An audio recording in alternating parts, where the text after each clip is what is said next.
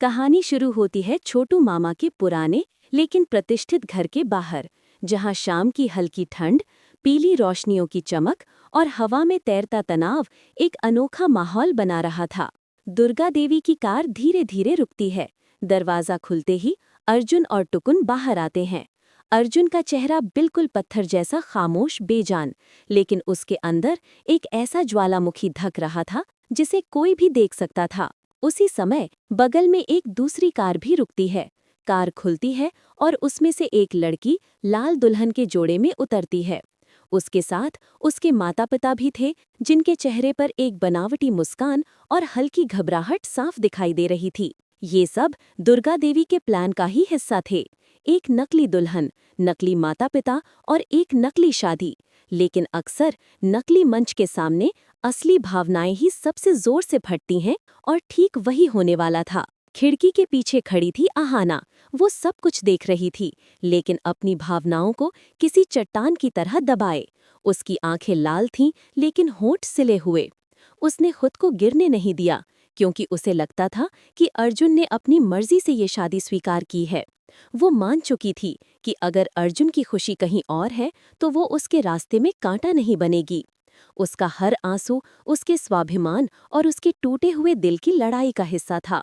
दूसरी तरफ अर्जुन गाड़ी से उतरते ही किसी सजावट, किसी रस्म, किसी दुल्हन को नहीं देखता। उसकी बेचैन आंखें सीधे उसी दरवाजे की तरफ दौड़ती हैं जहां उसे आहाना के होने का अंदाजा था। हर सांस में सिर्फ एक ही सवाल था, आहाना बाहर क्यों नहीं आ रही? क्या उसे फर्क नहीं पड़ता? उसकी आंखों और दिल में एक ही चीख थी, कह दो कि मैं गलत हूँ, कह दो कि तुम मुझे रोकना चाहती हो। मंडप सज चुका था। एक एक रस्म शुरू हो चुकी थी। पंडित मंत्र पढ़ रहे थे। किराए पर बुलाए गए एक्टर्स भी अपने किरदारों में घुस चुके थे। लेकिन अर्जुन जैसे किसी शांत तूफान के बीच बैठा हुआ था। वो सिर्फ इसलिए चुप था क्योंकि उसे अपनी माँ के वचन का मान रखना था। लेकिन उसका दिल पूरी तरह से आहाना के नाम लिखा हुआ था। दूसरी ओर दुर्गा देवी, जो यही सोचकर ये पूरा ड्रामा करवा रही थी कि अर्जुन या आहाना इस नकली शादी के पहले सच बोल देंगे, अब खुद डरने लगी थीं। अर्जुन का पत्थर जैसा चेहरा और आहाना की जानलेवा चुप्पी देखकर उन्हें लगा कि शायद दोनों अपने स्वाभिमान के चक्कर में जिंदगी बर्बाद कर देंगे। उनके माथे पर पसीना आ गया था, दिल कांप रहा था। अगर अर्जुन जिद में सचमुच इस लड़की से शादी कर बैठा, तो इसी बीच आहाना खुद को संभाले खड़ी थी। उसके भीतर का तूफान उसे तोड़ रहा था, लेकिन उसकी चुप्पी उसका कवच बनी हुई थी।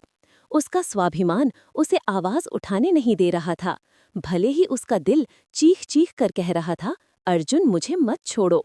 पंडित जी की भारी आवाज गूंजी, वर वधू कृपया वरमाला के लिए खड़े हो।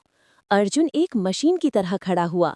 उसके अंदर किसी भी भावना की एक हल्की सी चिंगारी भी जल रही थी, तो सिर्फ आहाना के कारण।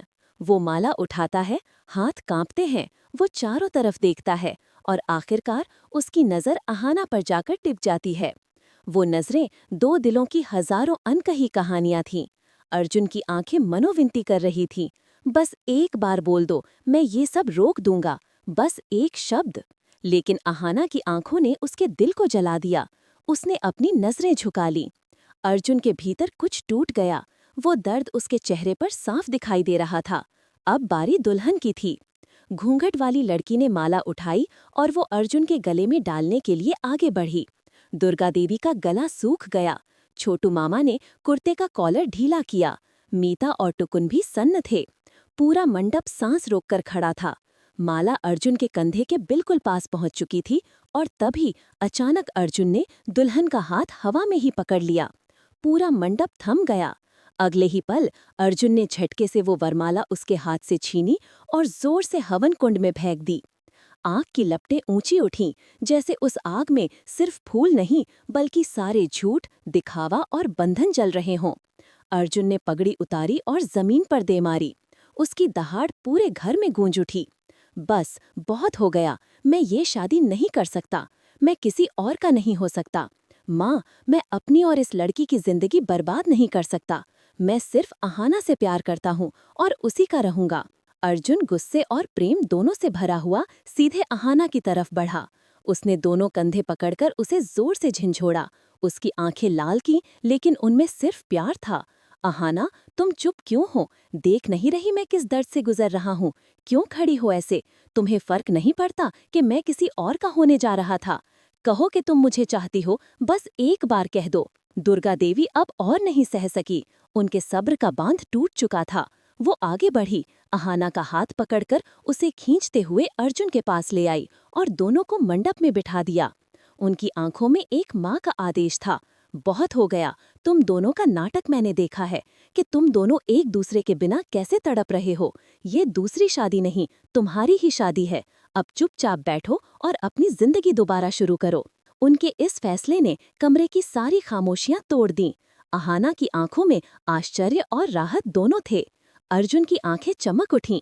नकली दुल्हन और उसके माता पिता भी अब मुस्कुरा रहे थे। नाटक पूरा हो चुका था, प्रेम की जीत हो चुकी थी और बड़े घर की छोटी बहू एक बार फिर अपने असली जीवन में लौट आई।